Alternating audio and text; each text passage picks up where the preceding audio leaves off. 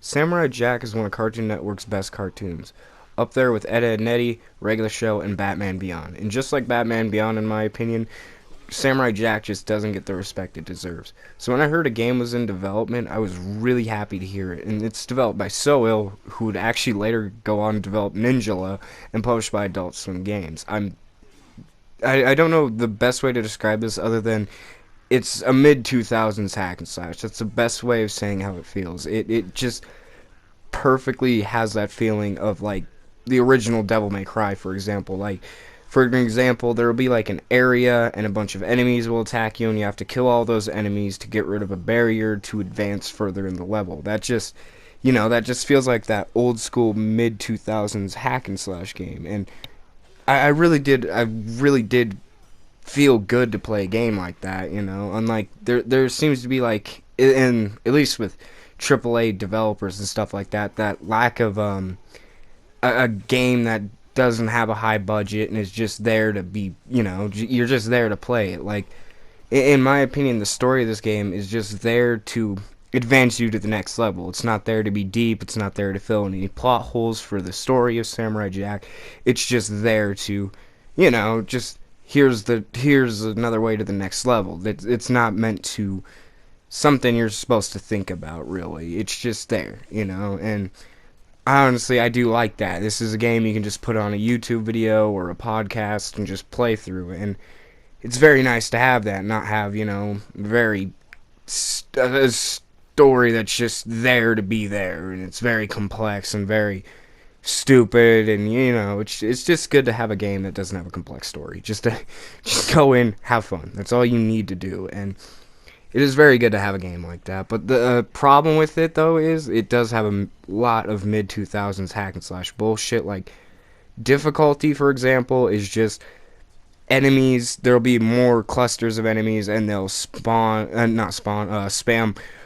moves. Like, a good example is grab moves. Like, you'll see a lot of times on the harder difficulty, at least on the hardest difficulty, they'll just keep spamming attacks on you, like grabbing you. And get really annoying to deal with that. And that was a problem, in my opinion, with a lot of mid 2000s hack and slash games. Their difficulty curve was, here, let's just make it more frustrating, not hard. And there is a difference between that, a frustrating game and a hard game. And I feel like there's not a lot of games that do understand that. Like, Dark Souls, I feel like, is a good example of a hard game. And, what would be a good example of a frustrating game? Nothing's coming to my mind right now, but it's just, there is that difference of, like, oh, Hotline Miami 2. That's a good example. But it's just like there's a difference between stuff you can like easily predict when dying, like in Dark Souls or a Souls-like game. And again, I'm not a fan of those games, but I do understand them. And something like Hotline Miami, where you can get shot off screen. That's just frustrating to deal with, and it can feel like that. Like, you have your back to an enemy, and I don't know, you're getting grabbed, and they're immediately going for kind of a spam attack grab, like a stab attack. Like, there's stone enemies that you'll fight, and they'll spam that move, and it'll just clear out your health really quickly. The thing is, it's not an issue on those harder difficulties because there's such there's a lot of health drops, and that kind of, I guess, upsets the difficulty balance. But that's also in the lower difficulties too. You get those health drops, and how do I put it? It can be really easy to get through these levels when you kill an enemy and next thing you know, half your health's healed up and shit like that, especially when you get further into the upgrading system and stuff like that. It just can be a little bit frustrating to not actually have a good challenge, for lack of better words, if that's what you're looking for in this game. But like I said, this is just a mindless game. You shouldn't really come in for I used it as an example for Devil May Cry quality, for lack of better words. But that isn't saying like the combat system, the combat system isn't deep or anything like that. Like, for example, there's like many different weapon types you have, and there's fists, there's sword, hammers, spears, and clubs that you can use, and they are really fun to use, and they're very unique, and they have their own combat combos and shit like that you can unlock, and it's just super fun to use it. And it's you know, it's when, let's say you're bored with the sword or the fist, you can whip out a spear, you can whip out a club, you can whip out a hammer, and it's just so much fun to switch to those weapons and have that variety in gameplay. It's a lot of fun, and I say variety, but the only thing you're really doing in this game is just hack and slash. There's not a lot of variety in gameplay, but there's a lot of variety in the combat system, if that makes sense. But a big problem with the the weapons, though, is they all have a durability system, and I'm just going to be honest. That is like the stupidest mechanic to have for a hack and slash game. There's no reason in my mind you would have a durability system in a game, and well, in a game like this. Like, I can understand it for Breath of the Wild, for Oblivion even had a durability system, and I can understand that. You know, those aren't games that you're consistently in combat 24/7. You know, there's other things you are doing in those games, but with this game, you are consistently into combat, and it could just be super annoying to have to worry about a durability system. Like I said, it's just really annoying to have to worry about, oh, is this weapon that I'm using currently going to break on me, and do I need to switch to it?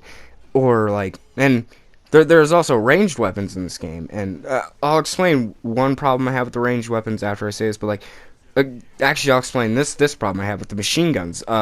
Sometimes you'll just be shooting the machine gun, and again, it's an automatic weapon, so you just be holding down the trigger, and I don't know, it'll just break on you, and it can be annoying because, you know, you're just trying to deal with enemies, and it's like, damn, now I gotta hit start, go into my god damn it, work, you stupid fucking brain, inventory, and you gotta go find another machine gun, and it can be very annoying. And or let's say, you know, you have a lot of machine gun bullets, and you for some reason, I don't know, this doesn't happen really, but let's say you have a bunch of machine gun bullets but no machine gun because, you know, you broke all your machine guns. Actually, that could happen because, again, the machine guns seem to, like, run through really easy in my opinion, so that probably could happen where you have some ammo but you don't have a weapon to shoot with. And then the ranged weapons. So with the ranged weapons, you have bows, handguns, machine guns, throwing weapons. Is that it? Yes. And they, my two biggest problems with them is they don't have their own upgrading system, meaning, like, just like with the weapons, you know, they have different, like, attributes, and, like, this does more damage and shit like that. They don't have anything like that, and the only one you can manually aim is the bow and arrow. I'm not sure why. It seems really dumb to me that that's the only one you can manually aim, but it's not really that big of a deal. I'd rather have ranged weapons here than not have them. It's like I said, it's not that big of a deal. Oh, and another big problem I have with this game is super moves are just way too overpowered. Like, basically you have these, like, you have a little meter, a little fire, like little fire above your health. I shouldn't even say it's a meter. Yeah, it's a little fire above your health, and slowly over time it, you know, it gets more red, gets bigger, and as soon as it's big enough and it's full, you hit the two triggers together and it does a super move, and this super move is just super overpowered. Like, let's say, like, for example, you're a boss battle or a horde of enemies, you can wipe through half a horde of enemies, and a boss's health, just half their health, and half a horde of enemies, just no problem. It's very overpowered. It's almost too much in my opinion. Like, you don't want to, like, use this all the time if you want to challenge, and there's that other problem I have, the difficulty. This game is super easy to play through. Like, this is not a very hard game to play through, and in some ways that's not a bad thing, but in other ways it's kind of like it's an easy game to beat. Like, you'll probably beat it on your first playthrough, no problem. You'll probably die sometimes, you know, sure, but, like, not enough to really say it's a challenge, you know. Like, I think at most I've died 2 times during my first playthrough. Like, and that was to the second to last level, which I think that's the only level that really has some issues where there's a lot of clustering problems. But after that, it was smooth sailing from there. I didn't have a problem, and I think a lot of that is because again, there's not a lot of enemy variety, so you get used to, well, the enemy's movements, the enemy's attacks, and shit like that. So it's not that hard to get used to them. And the boss fights, there's nothing really special about them. You just run up, you attack them, and that's it. And with that, it can be very, lack of better words, underwhelming to essentially, see a boss and then immediately know, oh, I just have to run up and attack them and dodge whenever they go after me or whatever attack they have. And in my opinion, and like almost all of them are just not that. None of them really stand. I guess there is one now that I'm watching my own damn footage. Demongo. I would call him unique. So basically, what you have to do with him is he will spawn in a horde of enemies, alright? And what you have to do is kill those horde of enemies, and when you kill one, a little orb will appear. You want to attack that orb, and what that orb will do is go flying back into Mongo and damage him. And the first time you fight against Mongo, it can be like, what the hell do I have to do? I'm shooting him with an arrow, I'm trying to jump attack him.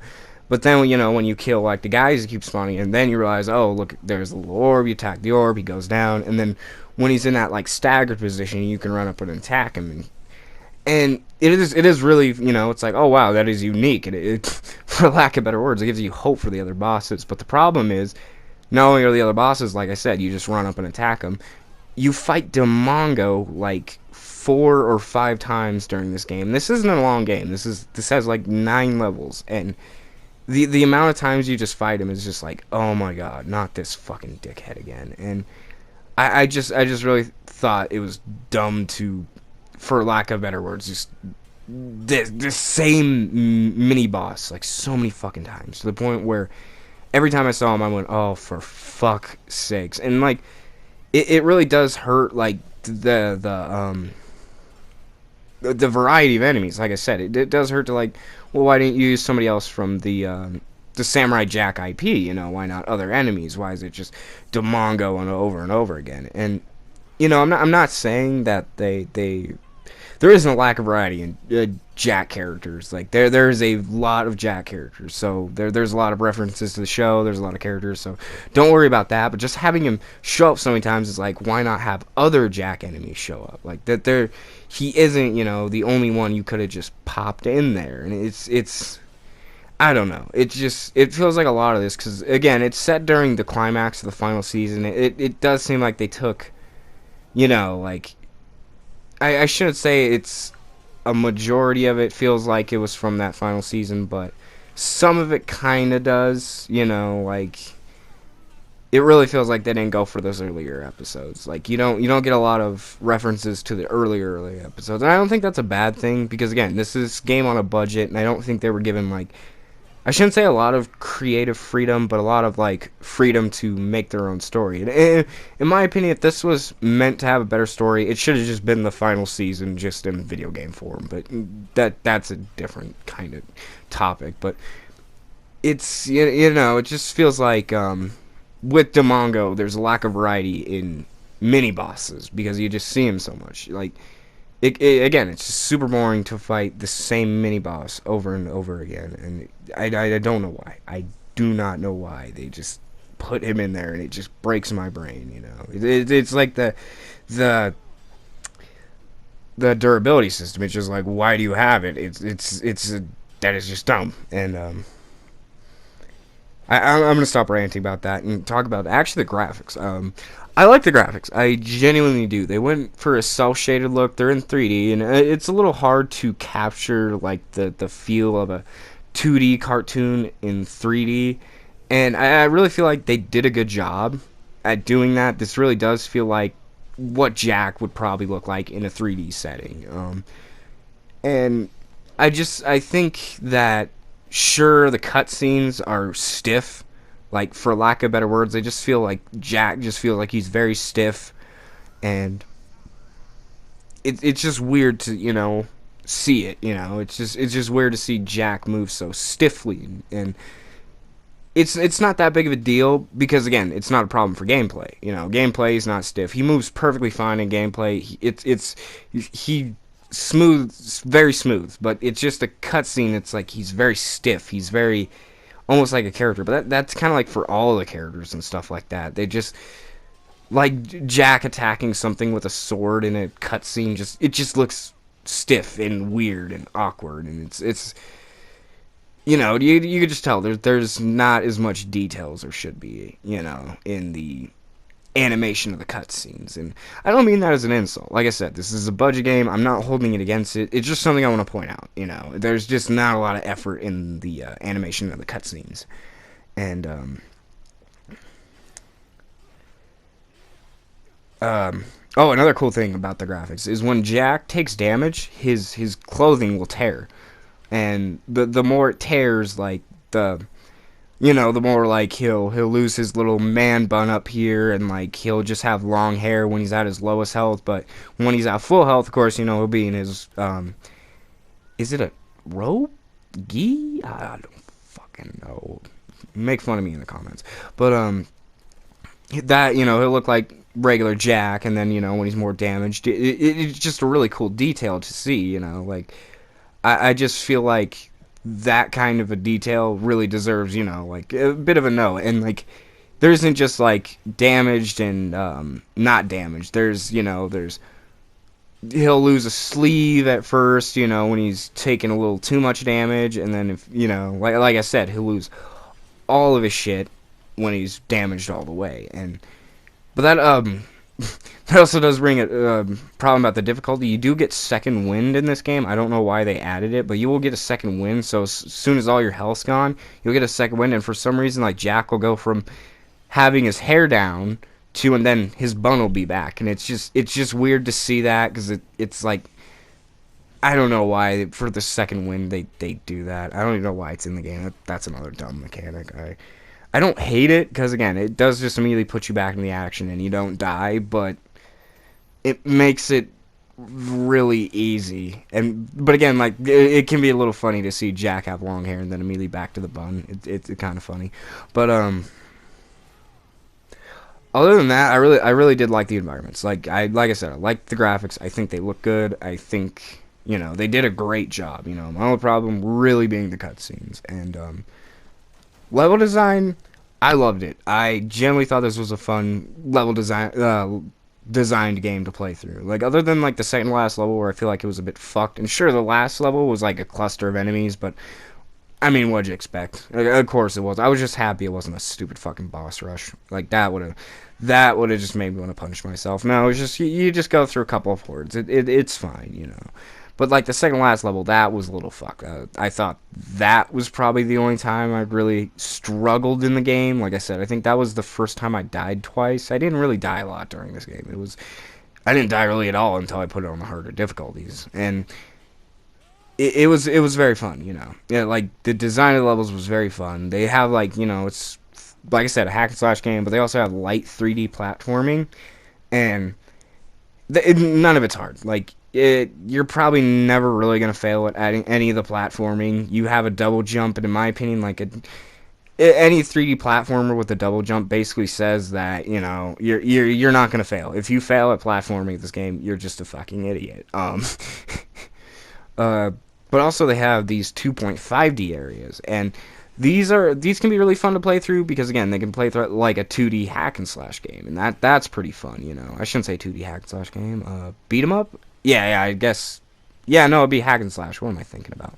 But it's really fun to play through these 2D areas and play through like kind of a 2D hack and slash, and it is really fun to play through these. But there's one problem with them, that for some fucking reason, and I don't know why the developers did this, they changed the aspect ratio, and once you notice it, it's almost impossible to unnotice that for some reason the 2.5D areas, they changed the aspect ratio, and like, I guess you can say it's for an artistic design, and sure, in some of the cutscenes they'll do that, they'll change the aspect ratio, but why in gameplay? That's just fucking stupid. Like, it's one of those things where, like, in cutscenes, you can make the argument, like, you can ignore that, it's not that big of a deal, but when, like, it's in gameplay, when you go into, like, a 3D area, then a 2.5D area, like, it's weird, and it's a little hard to not notice, and I just, again, it's something I don't know why they put in there, other than Yeah, I don't know why. It's just dumb. It's just dumb. But again, I think they're really fun to play through. I think the 2.5D areas are really fun to play through. And I guess that's really it with this game. You know, there's not a lot to talk about. Other than like after you beat it, you can unlock a challenge mode and a boss rush mode. And this isn't a long game to beat. This is like a 2.5 hour game to beat. Maybe if you stretched it out, maybe you can get it to like 4 hours. But other than that, no, it isn't a long game to beat. And there isn't a lot of replayability either. Like if you want, you can rebeat it on harder difficulties. And I think on the is it Way of Samurai or something like that difficulty, you unlock endless mode. And I mean, if you want to go for it, you can go for it. But other than that, like this isn't a game like it really has a lot of replayability. Like once you're done, you're probably not gonna want to go through it again. You know, I hate being that way. It is a fun game, don't get me wrong, and it is a fun game that I did play through. I played through it at least 3 times now because it's a short game. It's a game, like I said. If there's something like I don't know, I want to listen to a dumb video that's an hour and something long, and I don't need a game that like is I need to focus to. This is a great game to throw on. I just throw this game on and just space out and have fun. And it hmm I'm trying to think what would be it. I'm trying to think of a nice way of saying it's not a game that has I wouldn't say if you're going to replay it a second time, you're going to get a new experience. No, like everything's predictable, everything's the same, it isn't. And even on the harder difficulties, like it isn't like, in my opinion, like why you would replay a Devil May Cry or something like that. Replay it on the harder difficulties. This game is not like that. In fact, you'd probably want to rip your hair out playing it on the harder difficulties. Like I said, it's more frustrating than hard, and it's not a bad game, not at all. I do recommend it, but I don't recommend it at its current price of it's usually around $34, and that I just don't recommend that. I recommend wait till it's on sale to get it on $20. And if you were wondering if you can get a physical copy of this game, sadly, limited run games had a limited run of this game, and I love hate limited run. I'd probably have to make a video on this and completely other topic, but yeah, that ship sailed. So sadly, I don't know if they'll do another run of Battle Through Time, but if they do, I guess I might. No, I probably won't put a link in the description. But it is sad to see that there isn't you can't get a physical copy anymore. But whatever. But like I said, I would not buy this game at its current price of like $34. I'd wait for a sale. Like usually it goes on sale for like $20. $20 is a good price for it. $20 is a great price for it. Probably like the perfect like amount for it, but like I can't recommend $34. Like anything above 20 in my opinion is just too much for a game like this. It's not worth above that. And I don't mean that as an insult. I just don't feel like this is a game worth $34 at all. And thank you for watching, and I don't know. You can't leave a dislike, so fuck the stupid like button, I guess. But leave a like if you liked.